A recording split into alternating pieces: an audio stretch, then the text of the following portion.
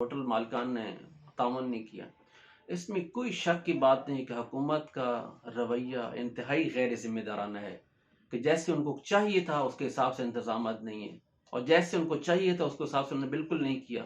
جب ان کو پتا تھا کہ وہاں پر برف کا طوفان آ سکتا ہے تو ان کو چاہیے تھا کہ وہاں پر بیرل وغیرہ لگا کر تو آنے والے لوگوں کو روکا جاتا ہے کہ اتنی کیپیسٹی نہیں ہے، اتنے جانے کی ضرورت نہیں ہے۔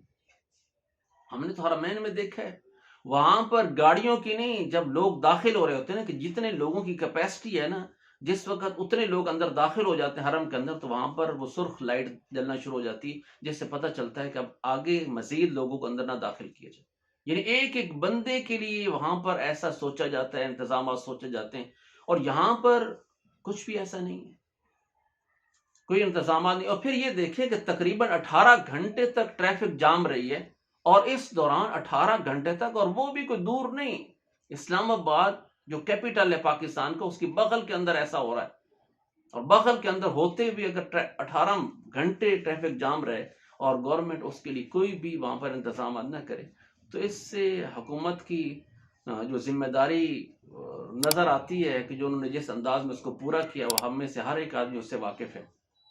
لیکن بہرحال اسی طریقے سے جو ہوٹل مالکان تھے، مجھے پتہ چلا، مجھے افسوس ہوا مسلمانوں پر کہ خواتین اپنے زیور تک اتار کر دیے کہ خدا کے لیے ہمیں ٹھکانہ دیا جائے، لیکن یہ ہے کہ پیسوں کی وجہ سے کسی کو ترس نہیں آیا۔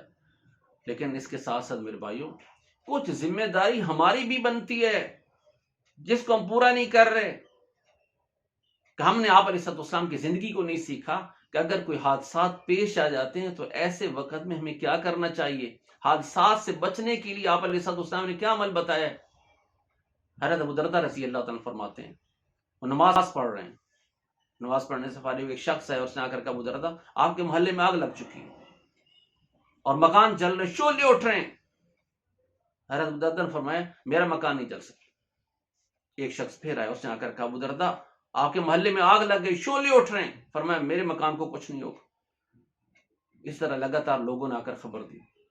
ایک شخص آیا اور اس نے کہا ابو دردہ آگ لگی، شعلے اٹھے، لیکن آپ کے مکان کے قریب آ کر بجھ گئے، آپ کے مکان کو کچھ نہیں ہوا۔ انہوں نے فرمایا کہ میرے مکان کو کچھ نہیں ہو سکتا تھا۔ انہوں نے پوچھا کہ اتنی اطمینان وہ کیسے؟ فرمایا اس وجہ سے کہ آپ علیہ السلام نے ایک عمل بتایا کہ جو شخص اس عمل کو صبح کر لیا کرے، اس دن اس کو کوئی مصیبت نہیں پہنچی۔ عمل کیا تھا؟ اللہم انت ربی لا الہ الا انت علیہ توکلت وانت رب العرش الکریم ما شاء اللہ کان وما لم یشاء لم یکن اعلم ان اللہ علی کل شیء قدیر وان اللہ قد احاط بكل شیء علما اللہم انی اعوذ بک من شر نفسی ومن شر کل دابۃ انت آخذ بناصیتها ان ربی علی صراط مستقیم۔ یہ عمل ہے، میں نے اس کو کر لیا تھا، میرے مکان کو کچھ نہیں ہو سکتا تھا۔ اس وجہ سے میرے بھائیوں، ہم نے گورنمنٹ کا قصور بھی بنایا، ہوٹل کے مالکان کا بھی بنایا، راستہ روکنے والوں کو بنایا، اور بہت سارے لوگوں کا ہم نے قصور بنایا، لیکن ہم نے یہ نہیں سوچا کہ ہمارا بھی کوئی قصور ہے، کہ ہم نے ان اعمال کو نہیں کیا جس کے ذریعے سے اللہ حفاظت فرماتے ہیں۔ ہم نے اپنی اولاد کو وہ اعمال نہیں سکھائے جو یہاں سے گئے جس کے ذریعے سے حفاظت ہوتی ہے۔ کچھ اپنا بھی قصور کبھی نکالا کریں اور نیت کر لیا کریں کہ آئندہ دوبارہ ایسا ہماری طرف سے نہیں ہوگا۔